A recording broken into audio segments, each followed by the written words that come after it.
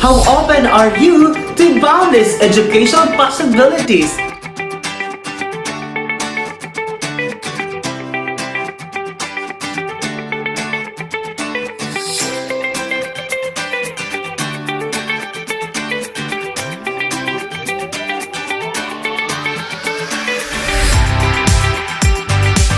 Good day everyone and welcome for this learning channel.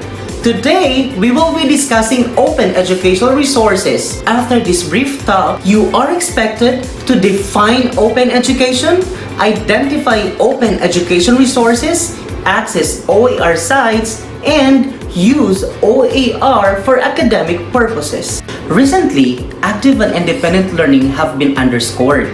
So it's like students now are team co-constructors of knowledge rather than mere recipients of information from their teachers. So this means that educators and even learners can now collaborate. Also, to address the barriers that students face in accessing quality education like location, natural disasters, high financial costs, and outdated materials, open education has emerged. Consequently, it results in massive use of various open educational resources. And now, what is open education? Well, open education is a sustainable form of education that is relevant, constantly updating, and free. It aims to break down the barriers that prevent the attainment of quality education for all.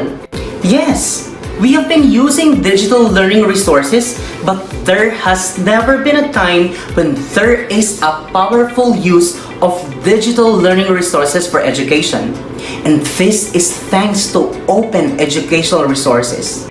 And the question now is, what is Open Educational Resource or OER? UNESCO defines OER as teaching, learning, and research materials in any medium that are in the public domain or released with an intellectual property license that allows free use, adaptation, and distribution. The Paris OER Declaration of 2012 actually encourages governments to contribute to the awareness and use of OER and to develop strategies and policies to integrate OER in education. Well, actually, there is a wide array of OER in the web. We have full courses, course modules, syllabi, lectures, homework and assignments, quizzes, laboratory and classroom activities, pedagogical materials, simulations, and so with curriculum maps, textbooks, streaming, along with videos, multimedia applications, and podcasts and other resources contained in digital media collections. Well, OER is actually part of the open movement. And you know what? When we talk about open movement, this will include the following: open source software, open source hardware, open standards, open access, open design.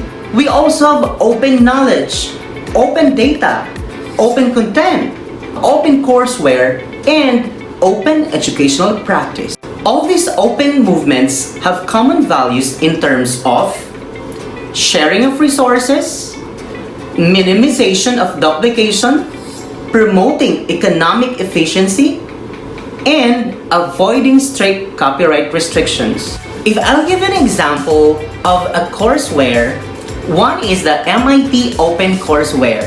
This is an initiative of the Massachusetts Institute of Technology to publish all of the educational materials from the undergraduate level and graduate level course online, which is freely and openly available to anyone, anywhere. I can give you another example. The University of the Philippines Open University Massive Open Online Course, the MOOCs. This is actually the official learning platform for the massive open online courses offered by the UP Open University that actually includes free online courses for university administrators and teachers. And the next question is, why open? So actually, the assumption of OER is that the knowledge should be disseminated to everybody and it would be for the benefit of the whole society. It acknowledges the right of learners to participate within the knowledge of society, to be a creator, to govern, and develop one's knowledge to use, reuse, recycle, rework, and share knowledge resources with others. These are the 5 Rs: retain, reuse, revise, remix, and redistribute. And the next question is, why use OER? I will give you some of the benefits of using an open educational resource, where first is instant access. Yes, we can have access anytime and anywhere as long as you have an internet connection.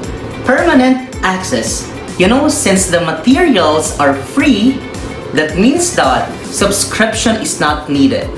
If downloadable, you can have the material for as long as you want it. Also, it's cost saving. It reduces financial stress by reducing the cost of reduction, such as removing textbook purchase and subscription fees. Another is that it's wide range of learning materials. So wide range of digital learning opportunities are actually available in the form of open texts, open images, open courseware, etc. that may not be available in traditional textbooks. Another is that it is relevant. So since these materials can be revised or remixed, the content can also be constantly updated when significant findings are present. Another, it promotes connectivity. And it promotes collaboration between scholars, educators, and the learners in creating high-quality content and learning with peers through interaction. And lastly, there is this sense of self-development. You know why? Because it enhances opportunities for self-learning at home. It develops digital literacy skills for searching, reusing, recreating, branding network of OER to learning community. You might have this question in your mind. How do we find these OERs? Well, actually, a number of engines can actually be used. Examples of OER search engines are Jorum, OER Commons, Timoa, Open Professional Education Network, National Science Digital Library, iBerry, Merlot, and Academic Earth. So actually, open educational resource is just the same with any educational resource. The only thing that sets it apart from other resources is what? It's actually its license. Now, another plausible question is, how open is an open license? There is actually a broad range of legal frameworks that may govern the use of OER, but the most common example is the Creative Commons or CC.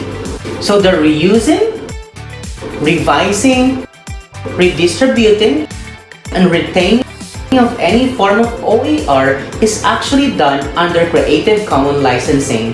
Yes, it is simply the idea of an author creating a license enabling people to freely access and adopt copyright materials without charge or special permission. This does not take away someone's copyright, but enables the copyright holder to give permission automatically for the different ways of using their materials without charge. And so now, I can give you the different types of license under the Creative Commons and their symbols. Creative Commons, BY, SA, ND, and NC. Well, actually, the users of OER can freely utilize the learning materials without permission from the creator, but with some stipulations regarding the expectations of attribution, manner of sharing the material, the clarity on whether you can profit from using, and whether you're allowed to alter the work. These mentioned licenses can actually be combined to be used in the material. Attribution, attribution share alike, attribution non-commercial, attribution no derivatives, attribution non-commercial share alike, and attribution non-commercial no derivatives. It is important that when searching for open educational resource on the web, to check whether or not the resource has Creative Commons license or statement giving permission to reuse.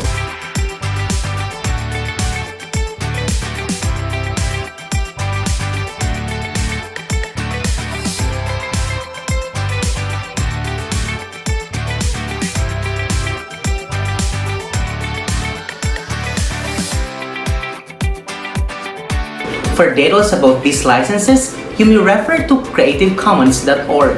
And the last question is, what are the characteristics of a good OER?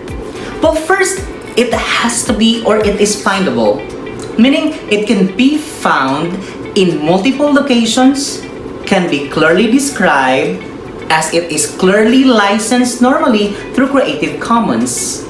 Second, it is from a source you can trust. Well, it is like an academic institution or an academic that you know. Third, it is freestanding. It does not assume knowledge of other resources. And fourth, it is free of copyright content. This is ideal by people like us, educators and learners alike. Clearly, open educational resources provide us with means to achieve active and independent learning for making knowledge products highly accessible to more people. Thank you and welcome to the University of Eastern Philippines.